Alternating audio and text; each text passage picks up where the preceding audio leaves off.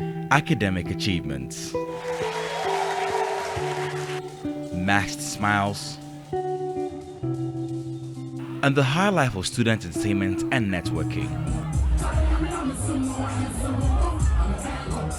Behind the veneers of academic achievement and youthful exuberance lies a struggle that often goes unnoticed on university campuses. A silent crisis that demands attention. Students battling mental health challenges and finding no outlet for a remedy. A lot of people underestimate what we go through as students. It's actually very difficult over here. The problems are many, sometimes financial, emotional, even family problems that come to hit up all these things. I think broken heart is part of it. You see, on campus here, either guys or ladies, they invest so much in relationship, and if it didn't go well on any of their side, they feel like, let me commit suicide. On two of Ghana's biggest university campuses, students share their stories of their breaking points with friends, but many of their peers battle mental health challenges like depression, anxiety, and low self-esteem silently. The competition for grades and the constant pressure to perform well can take a toll on their mental well-being.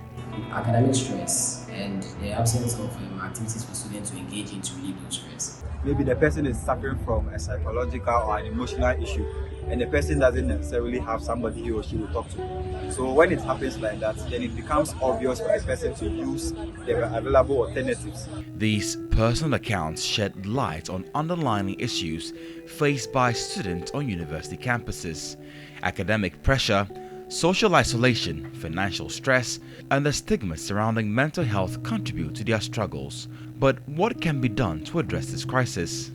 Dr. Azu, a clinical psychiatrist at the Accra Psychiatric Hospital, has dedicated his life to understanding and supporting the mental health of individuals. According to him, opposed to popular notion, pressure to strive for academic excellence shouldn't be reason enough for one to attempt to take their life. Every individual is different.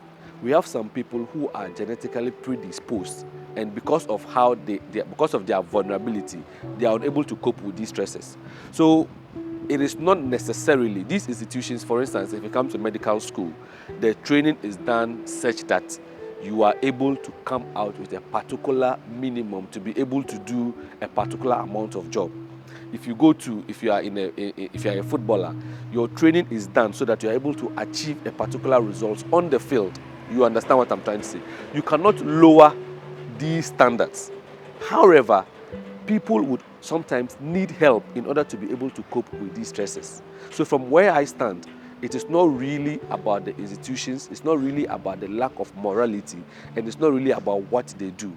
It is about the fact that we are able to identify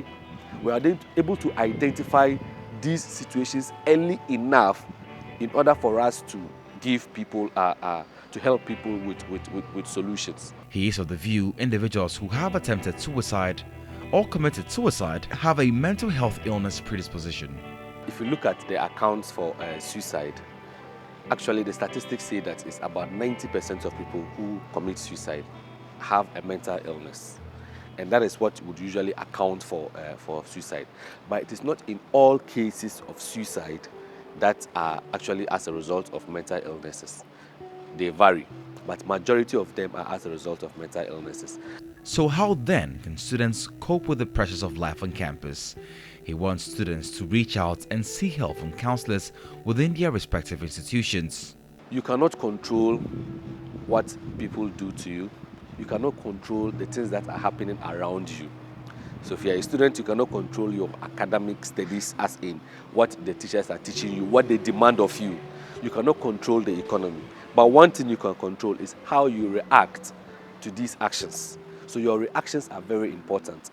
And in some people, they may think that I am done and I think all hope is lost and therefore I have to commit suicide. No, suicide is not an option. The mere fact that you have a suicidal idea or you have attempted suicide, that is not the end of it. We are all here and anybody can get an accident and get a broken leg. Anybody can get malaria, anybody can get typhoid.